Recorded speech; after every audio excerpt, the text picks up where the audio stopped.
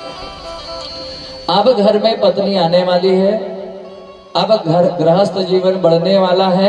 इससे पहले जो शिक्षा और व्रत किया जाता है उसको पाशुपत कहते हैं। अब आप अपने मस्तक पर पास लगाइए, महारुद्र शिक्षा ले रहे हैं ऋषियों से। अब सिर पर पास लगाइए, सोचे 1,00,000 बार, 1,000 बार चिंतन करे और उसके बाद में फिर उस पर मनन करे, गृहस्थ जीवन अच्छा होगा। दूसरा, आंखों पर पास लगाया। जो आंखों का गलत उपयोग करता है गृहस्थ जीवन जल्दी बिगड़ता है, इसलिए नेत्रों का भी सही उपयोग करना चाहिए। नेत्रों का तप किया था एक नारी थी महाभारत की, क्या नाम था उसका? गंधारी है ना। गंधारी ने जिंदगी भर पट्टी बांध करके रखी थी, देखा नहीं था।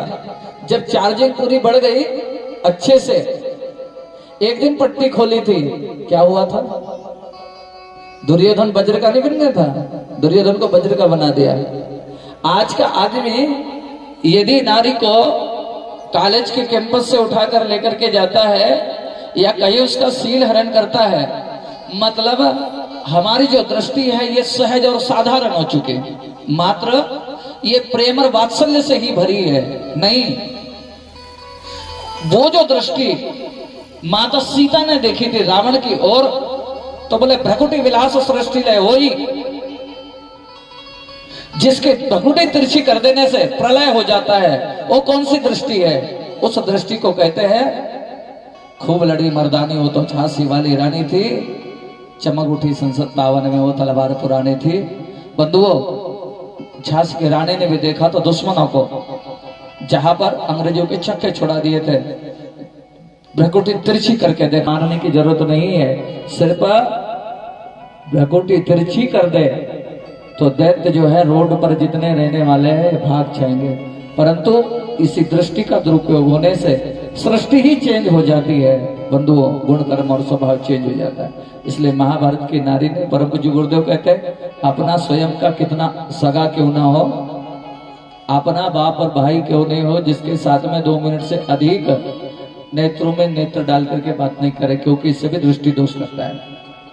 और दूसरा, निकट दोष का जो है शिकार हो जाता है। इसके लिए यदि अपने नेत्र को, इसकी शक्ति को, इसकी एनर्जी को बचाना चाहते हैं तो 40 मिनट सुबह मौन रहना चाहिए, जिससे वाणी का भी तेज बचेगा और दृष्टि का भी तेज बचेगा। सुबह उठ करके मौन रहे, जब तक के नहाए धोए, जब तक के भगवान की पूजा करे, बेल फूल एकत्रित करे, यज्ञ करे, तब तक के मौन रहे। बस इतनी देर की चार्जिंग 24 घंटे के लिए पर्याप्त है। सोच समझ के बोलोगे, थोड़ी देर के लिए। पहले की माँ बहनी बैठी है, यहाँ पर भी जो बैठी है वो अपने सिर पर कपड़ा लेकर के बैठी है, सौभाग्यशाली है। क्यों? क्योंकि किसी मंदिर के ऊपर जैसे गुम्मच होता है और उस पर छत होता है, ये वैसे पुरुष के सिर के ऊपर जो टोपी रहती बंधुओं, और नारी के सिर पर जो कपड़ा है बंधुओं, ये इससे बड़ा और कोई मर्यादा नहीं हो सकती। इसके लिए कपड़े से बचा करके और बोला करते थे, किसी पर पुरुष के साथ में वार्तालाप करना है तो कपड़े को आच्छादित करके उसको मर्यादित कहते थे। यही लक्ष्मण रेखा थी, यही लक्ष्मण रेखा को थोड़ा सा सीता ने क्रॉस किया था तो रावण उठा के नहीं लेके चला गया था। यदि रावण उठाकर लेकर के नहीं जाए, इसके लिए संतों ने कहा कि इस कपड़े का सदुपयोग कर ले, क्योंकि ये दिया इसके लिए है कि इसका उपयोग कर लिया जाए। इस दृष्टि पर भी पास लगाया जाता था, वाणी पर भी पास लगाया। शेष भगवान बोलते नहीं, गौ माता बोलते नहीं, परंतु व्यवहार कितना अच्छा है। शेष भगवान का व्यवहार है, सज्जनों के लिए बोला, दुर्जनों के लिए भागा। गौ माता दूध कोई भी पिए, से कोई गिला शिकवा नहीं, जो चारा देगा, जो पानी पिलाएगा, सेवा करेगा, उसके लिए मेवा देते। दृष्टि, वाणी और अंतःकरण और पेट पर भी पास लगाना चाहिए। हवा पानी रोटी उतनी ही ले जिनके है काम में, और नित्य शिव आराधना करनी चाहिए। ऐसे ही महानंदा भी इसी प्रकार से है, नारी के लिए भी और पुरुष के लिए भी। ऐसा नहीं कि नारी के लिए ही कहा गया है, पुरुष के लिए भी कहा गया है। पुरुष के लिए भी कहा गया है, जितने अवतार हुए उनमें सब मनुष्य रूप में नहीं हुए। भगवान शंकर के जितने अवतार हुए अकेले मनुष्य के रूप में नहीं हुए। मनुष्य के रूप में तो 10 अवतार हुए, 9 अवतार तो पशु योनि में भी हुए भगवान के। इसलिए भगवान के इन अवतारों को अभी आगे आप सुनोगे, क्योंकि श्रीमद् भागवत की कथा सुनी है। श्रीमद् भागवत में 24 अवतार कहे गए, परंतु 19 अवतारों में से 4 अवतार आपने सुने। एक अवतार जो है आगे चल करके कथा के एंड में अंतम में मैं कहूंगा, जिसको पीपलाद अवतार कहते हैं भगवान का, या तो फिर शाम के समय में सुनाने का प्रयास करूंगा यदि जल्दी समय हो जाएगा तो।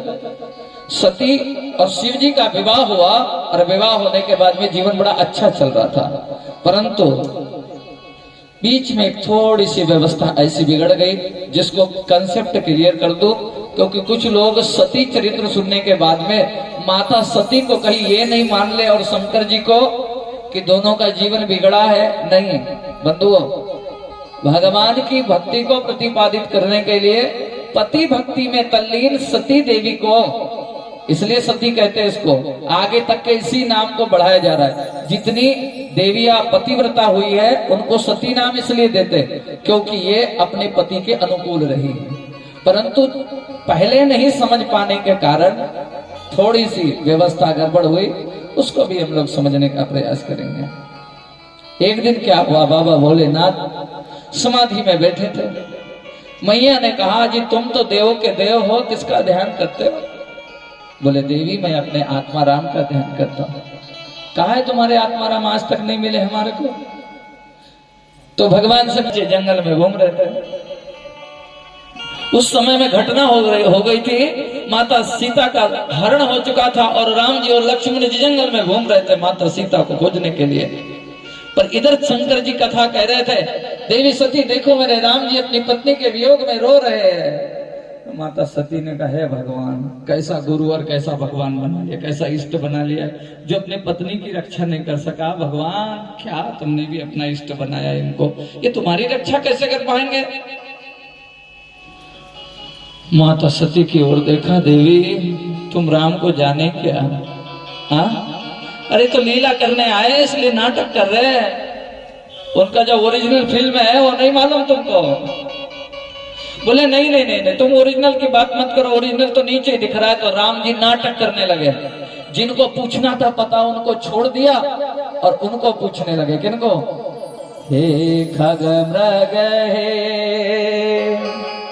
मधुकर श्रेष्ठ